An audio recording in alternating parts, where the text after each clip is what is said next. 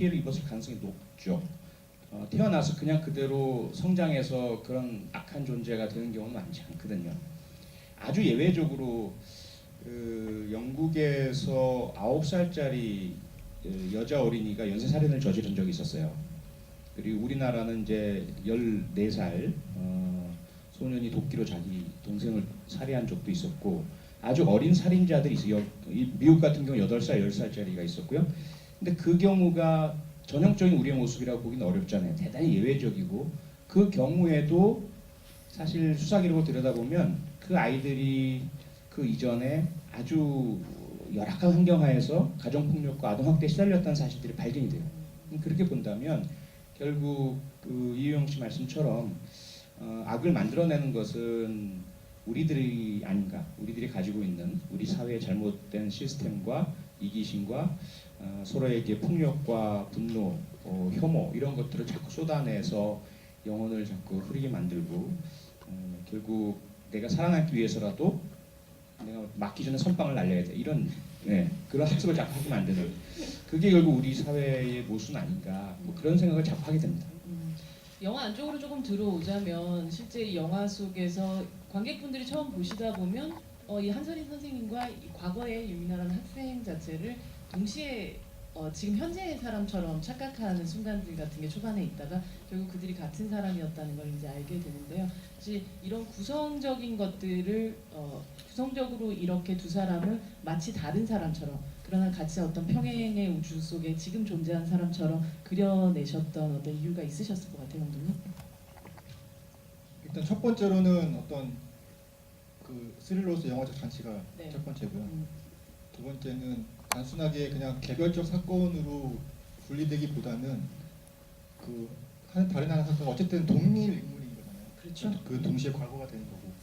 그래서 어떻게 보면 그런 교차로 진행되는 방식이 관객분들의 어떤 더 집중도를 또 높이면서 그래서 그냥 단순하게 하나의 사건으로 끝나고 사라지는 게 아니라 지금 이 사건을 이끌어가는 한솔인의 과거가 됨으로써 이야기가 기초가 더 단단해지는 그런 상황을 만들고 싶어서 그런 식으로 진행을 했고요.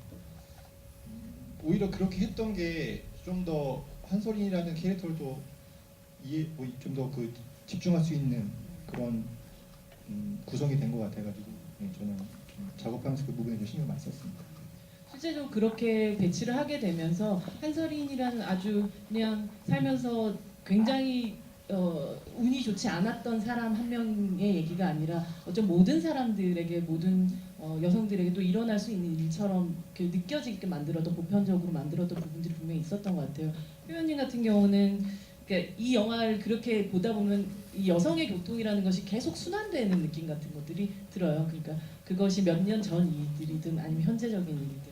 근데 범죄가 그 범죄에서 또 끝나는 것이 아니라, 특히나 이 여성 범죄 같은 경우는 그것이 유통되고 결국은 누군가는 그것을 즐기는 그런 형태까지 이르는 뭐 지금 인터넷의 시대에서는 그렇게 돼버리게 되잖아요. 뭐 사실 프로파일러로서의 또 긴 경험과 그리고 현재 국회의원으로서 또 이런 어떤 상황들을 바라보면서 사실 이건 굉장히 너무 거대한 얘기가 될 수 있을 텐데, 이 악순환의 고리를 끊을 수 있는 방법이라는 것이 과연 있을까? 어떻게 있을까에 대한 고민들도 하시게 되지 않을까라는 생각 들거든요.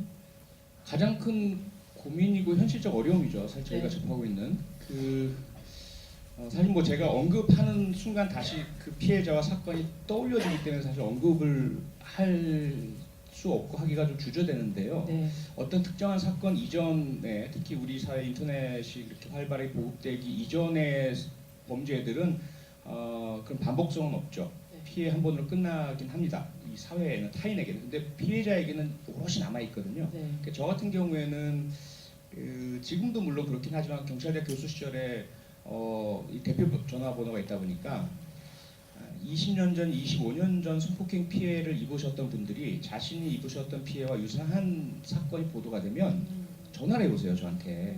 그러면서 그러니까 착각인 거죠. 이미 그 가해자도 25년이 지나서 지금은 상당히 나이가 들었을 텐데, 네. 그 당시 그 피해 입었을 때 가해자 연령이 용의자로 나타나면 그놈이 이놈이다. 나한테 범행한 그놈 같아요, 이렇게 연락 오시는 거예요. 그러니까 우리들에겐 과거지만 피해자에겐 20년이고 30년 지나도 현재인 거예요. 그래서 지금 미투 열풍이 불 때 36년 전 사건 또는 뭐 25년 전 사건 이야기할 때 일부의 그 남성 네티즌들은 이게 미투냐? 뭐 이미 다 잊어버린 걸 왜 그러느냐? 뭐 이런 식의 반응들을 보이시는데 실제 피해자에게는 그게 현재 그대로 드러난 겁니다. 그리고 만약에 가해자가 그렇게 공직 후보로 나오거나 유명해지지 않았다면 그렇게 제기할 필요가 없었겠죠. 근데 그 가해자가 그렇게 나섬으로써 옛날 상처가 다시 들쑤셔지고 다시 상기가 되는 거예요. 견딜 수 없어지는 거예요. 그런데 여기에 더해서 지금 그 인터넷과 특히 모바일로 동영상이 너무 쉽고 빠르게 전파되는 이 시대에 들어와서는 그냥 그것이 과거와 피해자의 기억 속에만 남아있는 것이 아니라 그 영상과 이미지와 내용 이런 것들이 계속 반복되고 유통되고 소비가 되거든요. 현재 진행적인 현재 공포- 진행 네, 그래서 되는 거죠. 더 심해요. 피해자가 느끼는 공포와 불안이 띵 하는 그 메시지 소리 이런 거 있잖아요. 동영상이 서로 떴다 메시지 왔다 띠링 소리에 깜짝 놀라는 그런 현상이 나타나는 거죠. 그럼 어떻게 할 거냐? 저희가 국회에서 또 경찰에서 검찰에서 무척 많은 노력을 하지만 입법이나 또는 뭐 수사나 정책보다 이 범법의 속도가 훨씬 더 빨라요. 늘 한 발 더 앞서 나가고. 영화에도 나오죠. 소란에 그 처음 그것이 알고 싶다 해서 문제 제기가 되고 그 이후에 그것이 뭐 그냥 표현의 자유 영역 아니냐 또 유저들의 그런 일탈 행위이지 그 뭐 사이트 자체의 문제는 아니지 않느냐 이런 시각을 그 경찰과 수사당국이 견제하다가 그렇지 않다는 것을 알게 되면서부터 수사에 들어가게 되고 그런데 서버가 외국에 있고 그래서 증거 확보가 어렵고 그리고 개설자의 신원 확인하기 어렵고 다 추적해서 알았는데 결국 그 개설자가 외국으로 도피해 있는 상태이고 뭐 이러한 이제 문제들. 근데 결국은 이제 검거도 했고 사이트는 완전 폐쇄가 되었죠. 문제는 사이트는 폐쇄되었지만 유사한 다른 사이트들로 돕고서 좀 더 퍼져 나갔고 유사한 그 음해 영상, 리벤지 포르노 이런 것들이 계속 또 지금 유통이 되거든요. 그럼 어떻게 될지 모르겠어요. 그래서 노력은 하지만 한계는 있다. 그래서 그 뭐 경찰이나 정부나 국회에서도 열심히 해야 되겠지만 우리 사회 전체가 좀 그러한 그 관음증적이고 피해자의 고통과 상처와 아픔을 쾌감과 쾌락의 도구로 소비하는 그 자체가 죄악이라는 것을 우리가 좀 더 확실하게 공유하는 그런 사회 문화가 정착되지 않으면 공식적인 제재적 방법만으로는 사실 대책 찾기가 쉽진 않다. 좀 죄송한 말씀이지만 그렇게 좀 말씀드릴 수밖에 없을 것 같아요. 뭐 작은 어떤 변화들이란 것들이 좀 필요할 거라는 생각이 드는데요. 아까 여러분들 입장하실 때 빨간 원 스티커 받으셨죠? 네, 그게 바로 경기 남부경찰에서 진행 중인 빨간 원 프로젝트를 위한 스티커였는데요.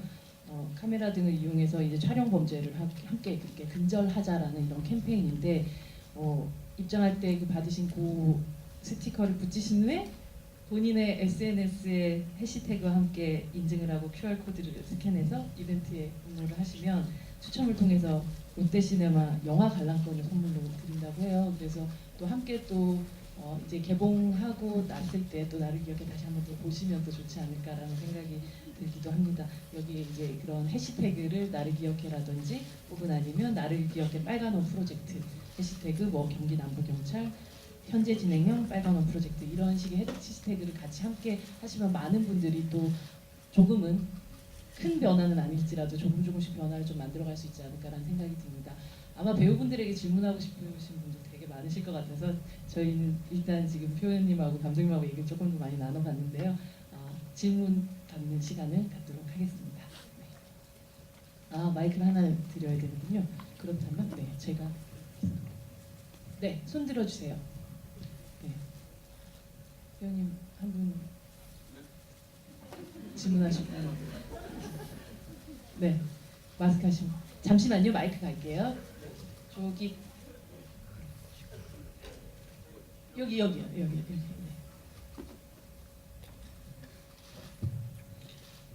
배우님 아니고 감독님한테 질문하고 쓰셔도 싶은데 되죠. 네네. 네. 적어놨는데 네. 그 영화를 보면 학교 친구들도 오세정이라는 역할을 쉽게 말하고 막 걔네 집 가는 거 내가 봤어 이러고 또 이유영님 역할 배우자분께서 그 약혼자분께서 인생 쪽난 거지 피해자가 잘못도 있네 막 이러고 또 마지막으로 가해자의 죽음으로써 가해자는 죽음으로써 자신의 잘못을 끝까지 회피하고 그리고 이렇게 가해자가 뉘우치지 않는 마음이나 또 제3자가 자신의 주변에 일어난 성폭력 문제를 얼마나 쉽게 말하는지 그런 짧은 배역들로 잘 보여주신 것 같아요. 그래서 이 영화가 누군가를 쫓는 스릴러 영역이 더 확장시켜서 영화 주제에 맞춰서 제2차 피해를 가하는 사람들을 보여주기 위해서 인물 설정이나 대사를 보여주신 건지 궁금합니다. 네, 정확히 맞습니다. 근데 그겁니다. 예. 네. 일단 아무래도 단순히 가해자 피해자 어떤 그 이분법적인 문제가 아니라 그러니까 주변 사람들이 이런 사건을 바라보는 좀 다양한 시각들을 좀 담고 싶었어요. 그래서 단순히 그러니까 보시면서 좀 기분 나쁘실 수도 있고 아 왜 저런 상황에 저런 얘기를 해 찝찝할 수도 있을지 모르지만 분명히 그런 시선들도 존재한다는 걸 좀 알으시면 좋겠고 분명히 또 존재하고 있고요. 예, 그런 것들을 좀 다양한 시선을 담으려는 의도에서 그런 캐릭터를 만들고 그런 대사나 상황들을 만들었습니다. 무심하게 던지는 말들이란 것들이 이 영화 속에서 그 어떤 말보다 무섭게 다가왔었던 것 같아요. 네, 또 네, 이번에 이유영 배우님께서 한 분, 네, 마이크 가도록 하겠습니다.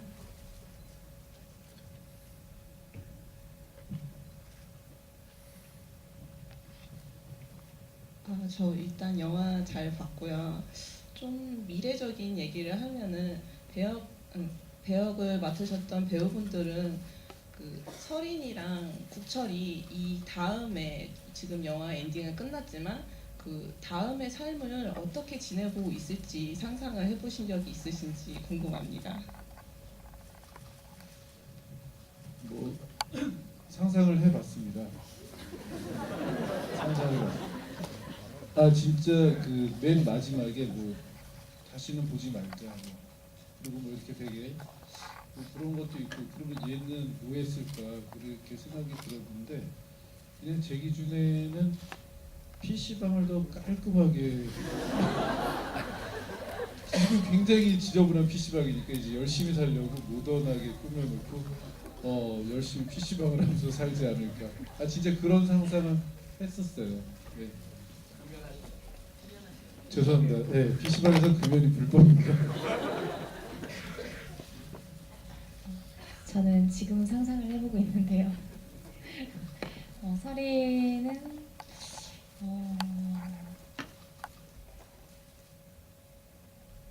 어떻게 살았을까요?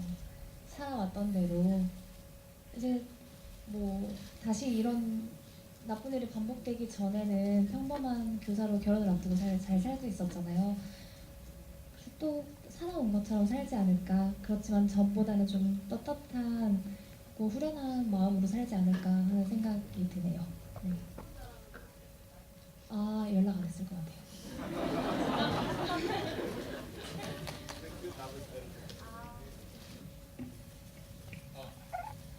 제가 생각했을 때는 한솔이는 되게 잘 살았을 것 같아요. 왜냐하면 제가 한솔이 캐릭터를 만들었을 때는 한솔이라는 캐릭터는 되게 강한 캐릭터였어요. 그러니까 어쨌든 과거를 그런 사건을 겪고 어쨌든 시작되는 한솔이의 모습은 그런 과거가 있었다라는 느낌이 안 드는 되게 밝고 좀 강한 캐릭터잖아요. 그런 거 봤을 때 한솔이 이런 사건을 겪었지만 분명히 다시 한번 재기할 수 있는 그런 신선을 갖고 있는 강인한 캐릭터라고 생각했기 때문에 충분히 더 나은 삶을 살지 않았을까 생각합니다. 네, 한설인이라는 이름이 사실은 되게 한설인 이름이잖아요. 그런 생각들을 되게 많이 하실 것 같은데 사실 그 100% 의도한 건 아니고요. 네. 그러니까 제가 원래 시나리오 그냥 쓸 때 애초에 그냥 초 같은 거 쓸 때 그냥 제가 여자 주인공 이름 설인으로 그냥 했었어요.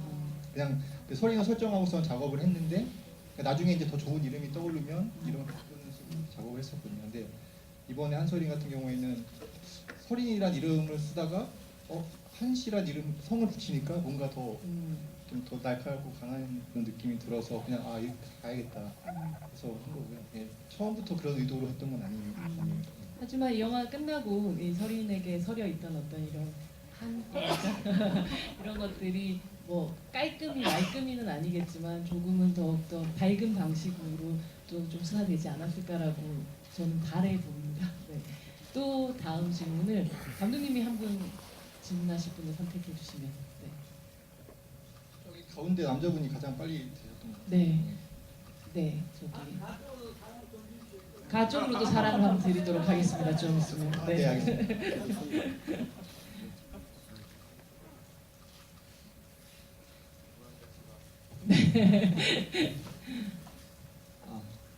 그 영화를 보면은 이제 마지막에 결국 그 진짜 범인은 그 아이였잖아요. 네. 그리고 근데 처음에는 굉장히 이제 아 왜 초등학생 아이로 했을까라는 생각을 해봤는데 근데 또 보면은 영화 초반에 그 김현 그 오구철 캐릭터가 처음 소개될 때 그 PC방에서 막 초등학생들이 막 서로 막 애들하고 입에 담을 수 설전을 없는- 벌이시죠. 네. 입에 담을 수 없는 욕들을 하면서 이제 막 그러니까 그런 이런 나쁜 것들에 무감각하게 하는 것들을 보고 그 다음에 맨 마지막에 크레딧에는 아예 그냥 굉장히 사실 단도직입적으로 어떻게 보면 정치적 메시지를 던지시는 것 같은데 그런 수많은 그 청소년들이 이제 법 때문 우리나라의 법 때문에 처벌을 피하는 그런 걸 보여주셨는데 어떻게 보면 그래서 저는 원래는 이 영화가 보면서 피해자에 대한 영화라고 생각했는데 근데 마지막에 가서는 근데 왜 갑자기 가해자에 대한 메시지를 갑자기 던지셨지라는 생각이 들더라고요. 그래서 그거에 대해서 감독님의 의도가 좀 궁금합니다. 그러니까 마지막 엔딩에 관련해서는 사실 살짝 모호하다고 생각해요. 어떻게 보면 그 아이 입장에서도 피해자일 수도 있는 거거든요. 그러니까 사실 그런 대사가 있었어요. 사실 한솔인이 마지막에 뭐 마스터가 조영재가 아니어서 다행이다, 뭐 김준호가 아니어서 다행이다 말을 하잖아요. 그 대사 이후에 국철이랑 또 대화를 나누면서 사실 이 아이가 그런 괴물이 될 수 있는 상황이 될 수도 있다라는 그런 얘기를 나누는 부분이 있었거든요. 근데 그 부분까지 가게 되면 너무 이제 설명적이 되는 것 같아서 그 대사를 잘라내긴 했는데 사실 이런 환경이나 앞으로의 어떤 제도적인 문제 이런 것들에 따라서 그런 지금 그런 아이들이 또 그런 악조건 속에서 더 그런 사악한 인물 변해가 있는 그런 거에 대한 약간 견지한 그런 느낌이 그런 상황이 있었기 때문에 예, 그런 것들을 좀 영상 중에 보여주려는 의도가 있었다고 말씀드릴 수 있습니다. 네. 또 네. 표현님이 한 분. 예, 강하게 어필을 하셨으니까. 네. 네, 선생님. 네, 마이크 갑니다. 저는 표창원 의원님께 질문을 드리고 싶은데요. 네, 제가 아이를 키우는 엄마라서 이 영화를 보면서 촉법 소년법에 대해서 생각을 많이 하게 됐어요. 네, 그래서 10살부터 14살까지 범죄를 저지르면 저희 나라 같은 경우는 형사입건이 되지 않잖아요. 네. 근데 어디까지 그 아이를 용서해주고 가령 그렇게 처음에 어렸을 때 범죄를 일으킨 아이가 커서도 그렇게 쉽게 교화가 될 수 있을 건지에 대해서 그리고 이제 표창원 의원님은 저희 나라의 그 촉탁소년법에 대해서 어떻게 생각하시는지가 궁금합니다. 네, 그 질문이 나올 것 같아서 두려움에 떨고 있었는데요. 지난번에 그 인천 초등학생 피살 사건 일어나고 그리고 이제 부산 여중생 집단 보복 폭행 사건 일어나면서 국민들께서 정말 분노하셨죠. 그래서 소년법 폐지 청원이 청와대 홈페이지에 올라갔고 지금은 이제 다른 기록 갱신한 다른 청원들이 있었죠. 그 당시는 최단 시간 내 20만 명 돌파였습니다. 그래서 청와대 답도 드렸는데 저도 그래서 답을 드렸죠. 국민들의 분노는 정당합니다. 정당하고 이렇게까지 아무 대책 없이 어린 친구들이 범죄를 저지르고 그 강력 범죄이고 피해자에게는 정말 뭐 어른이냐 아이냐와 상관없이 무섭고 잔혹하고 오래 남을 상처인 강력 범죄인데 가해자의 나이에 따라서 그렇게 미온적인 대응을 하는 소년법에 문제가 있다 이런 말씀은 옳고요. 다만 다른 의미는 있죠. 감독님도 말씀하셨지만 그 친구들 영화 속에 나오는 캐릭터들도 마찬가지고요. 그들이 자기들만의 선택과 잘못으로 그런 범죄를 저질렀느냐 첫 번째 문제 책임의 문제가 있고요. 두 번째로는 그들에게 우리들의 어떤 그 응징과 보복 감정을 쏟아내면 해결이 될까라는 문제가 있죠. 세 번째로는 그들도 어쨌든 우리가 평생 못 나오게 격리시키지 못하는 한 다시 사회로 나올 텐데 그때 우리가 그들에게 요구하는 것은 어떤 모습일까? 완전히 버림받고 응징당하고 사회에 다시 돌아오지 못할 괴물이 되어서 나오기를 우리는 기대하는가? 이제 이런 문제가 있습니다. 그러다 보니까 저희들이 뭐 공청회도 많이 하고 그 전문가들하고 간담회도 많이 하면서 결론적으로 내놓은 안은 현재 소년법에 문제가 있는 것은 확실하다. 하지만 그것이 무조건 나이 불문하고 강력 처벌 이것이 대안이 될 수는 없다. 그래서 좀 더 촘촘하게 미성년 범죄자, 특히 촉법 소년들에게 자신의 범죄를 첫째로 뉘우칠 수 있는 기회, 뉘우칠 수 있도록 해주고, 그 다음에 피해자들에게 진심으로 사죄할 수 있게 하고, 세 번째로 다시는 이런 일이 반복되지 않을 수 있는 재범 방지의 교육이든 또는 조치이건 이런 것들이 행해진다. 보호 조치라고 우리가 흔히 이야기하죠. 그것이 답이다라는 결론이 내려졌고요. 그래서 지금 아주 친밀하게 소년법 개정 작업을 하고 있습니다. 현재 누수, 부족함 이런 부분들을 개선하는 방향으로요. 그래서 한 번만 더 지켜봐 주시고 개정된 소년법으로 문제가 완전히 해결은 안 되겠지만 그나마 지금 우리가 목도하는 것 같은 그런 그 방치 그리고 무대책 이런 현상은 극복될 수 있으리라 생각이 되고요. 그 다음에 또 문제가 조금 나타나면 또 고쳐 나가도록 그렇게 하겠습니다. 아마 지금 저희 얘기를 하다 보니까 시간이 진짜 되게 빨리 지나가고 있는데 한 분 정도 더 질문을 받고 저희 또 마무리를 해야 될 것 같은데요.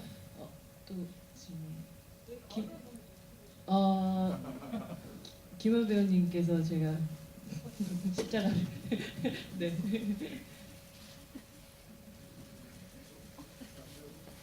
네. 김의원 펜 이렇게 쓰신 분 옆에 앉으신 분 말씀하시는 거죠? 네.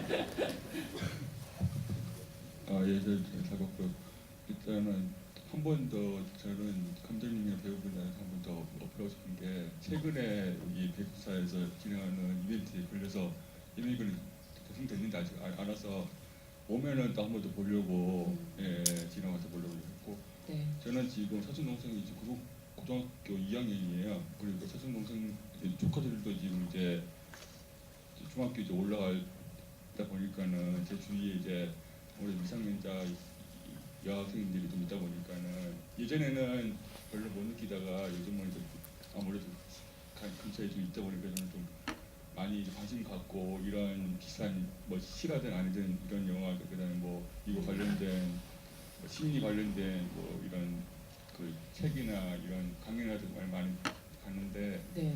그 혹시 배우분들도 그 뭐 영화 출연했지만은 그 앞으로 뭐 이런 그 뭐 책 관련된 책이 심리 관련 책이나 뭐 아니면 이런 관련된 영화나 뭐 강연이라든지 이런 거를 혹시 시간이 되시면은 뭐 이렇게 관심 있어서 볼 계획은 있으신지.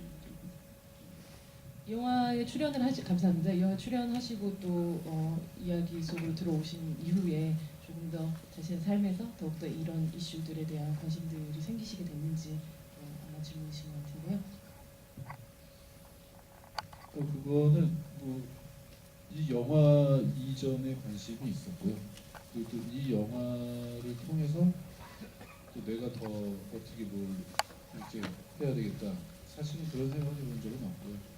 항상 이게 굉장히 큰 사회적인 문제다라는 생각 때문에 굉장히 관심을 많이 갖고 있었고 또 그거를 토대로 여기고 있고 앞으로도 그럴 것이고 그렇습니다. 네, 저도 당연히 이 영화를 찍고 나서 더 저도 관심이 생겼고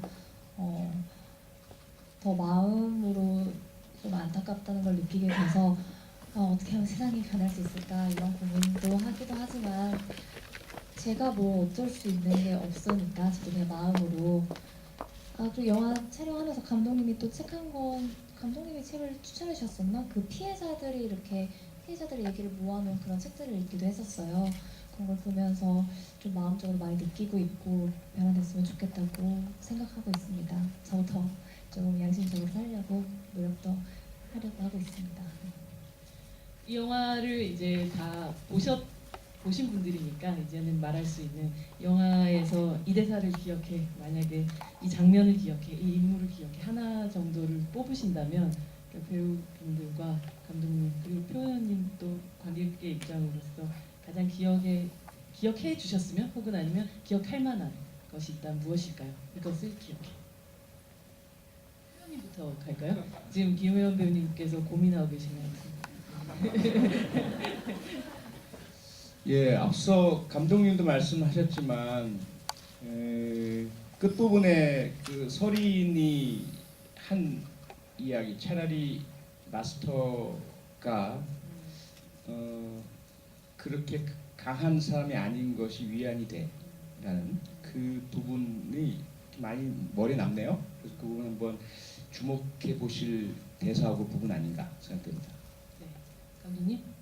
저도 표현님과 같은 입장이니까 저도 그러니까 그 상황에서 단순하게 그냥 그 아이가 이런 일을 저질렀다라고 끝나는 게 아니라 이 사건을 겪고 헤쳐나온 서린의 입을 통해서 뭔가 전달하고 싶은 메시지를 좀 담고 싶었어요. 그러니까 그 상황에서 어떤 이야기를 서린 입을 통해서 할까 좀 고민을 많이 했었는데 방금 말씀드린 그 대사가 아마 이 이야기, 이 영화에 전달하고자 하는 가장 그 압축되고 함축적인 의미를 담고 있지 않나요? 이용 의원님? 저는 그 아이가 범인인 걸 알게 된 장면이 시나리오를 읽을 때도 그렇고 볼 때도 그렇고 충격적이면서도 너무 힘이 빠지고 씁쓸한 결말인 것 같아요. 그래서 그 장면, 저는 개인적으로 그 장면을 뽑고 싶어요. 고민 끝나셨나요? 아니요. 저기 고민은 좀 이게 사실 뭐 모든 게 다 떠올라서 뭘 얘기해야 되나 약간 그랬는데 아까 저 표현님이 하신 그 말이 사실은 제가 대본을 볼 때 가장 와 닿았던 말이에요. 그리고 촬영을 같이 하면서도 좀 되게 의외였어요. 그 대사가 되게 그래 맞아요. 저걸 다 바라고 있었는지 몰라라는 생각을 많이 했었어요. 그래서 저도 그게 가장 좀 마음에 와닿지 않았나 그래서 저 같은 경우는 이제는 더 이상 이름을 바꾼 서린이가 처음 다시 다른 학교로 전학을 가서 보여줬었던 그 표정이었던 것 같아요. 스스로를 해치지 않고 그 건강하게 뭐 물론 많은 아픔을 가지고 있었지만 그래도 씩씩하게 또 새 삶을 시작하려는 그때 서린이 얼굴이 결국 지금 또 한바탕에 또 이 이야기를 겪은 이후에 또 한서린 선생님께서 또 보여줘야 되는 표정이 아닐까라는 생각하면서 봤었던 그런 장면이기도 했었던 것 같아요. 아까 이 캐릭터는 이후에 어떻게 살았을까요? 라는 이야기 하셨는데요. 관객분들께서 이제 각각 배우분들 그리고 감독님 이후에 또 어떠한 일정들 가지고 계시고 어떤 작품도 준비 중이시고 또 계획하고 계신지 이야기 들으시면서 저희 좀 마감하도록 하겠습니다. 뭐 늘 똑같이 연기를 열심히 하려고 계획하고 있고요. 네, 그러기 위해서 다음 작품 언제 또 만나게 될까요? 다음 작품이요? 그거는 이제 찍어놓은 건 있는데 개봉을 언제 하는지는 제가 잘 모릅니다. 그러니까 이제 그거는 그렇고 저는 지금 뭐 한 4월 말부터 뭐 영화를 또 시작해서 뭐 준비 중에 있고 열심히 살고 있습니다. 네, 박수 부탁드립니다. 네, 사후 일정은 저도 영화 홍보를 열심히 하면서 저도 이제 밝은 거를 한번 해보고 싶어서 MBC 여기서 그 드라마 홍보 네. 왜냐하면 또 이용 배우를 보고 싶어서 또 어떤 네, 5월 7일 MBC 미치겠다 너 때문에 단막 이제 TV에서도 만날 수 있나요? 네, 그 2부작짜리 단막극 짧은 거 찍어서 지금 그거 있고 다른 거는 아직 없습니다. 네, 그 얘기 드린 거였어요. 예, 저는 4월 19일 날 나를 기억해 영화를 볼 예정입니다. 부탁드립니다. 감독님 또 4월 19일 날 같이 함께 보실 네, 거죠? 저도 같이 볼 예정이고 일단 저도 이제 영화 뭐 제 제안을 몇 개 받긴 했는데 아직까지 구체적으로 정해진 건 아니고요.